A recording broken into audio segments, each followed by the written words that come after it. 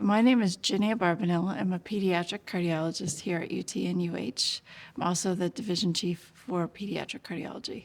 So pediatric cardiology is a subspecialty within pediatrics, specifically to take care of kids with congenital heart defects. Congenital heart defects occur in the first couple of weeks of pregnancy, and so what we do in pediatric cardiology is we attempt to diagnose these defects in utero, and then we prepare for these babies after they're born. And these babies oftentimes need a cardiologist to diagnose the problem, and then we send our babies to our pediatric heart surgeons who can then fix the problem, but then they need a cardiologist to follow them for the rest of their childhood, so that I do that.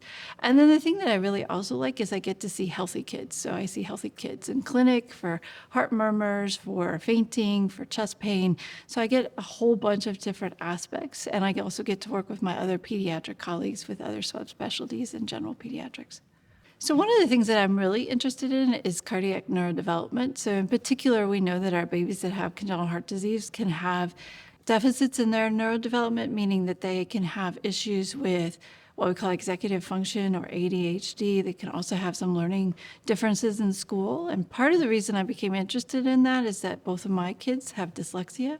So I firsthand had to experience what it was like to be a mom of children that struggle in school. And so because of that, that's become one of my areas of interest.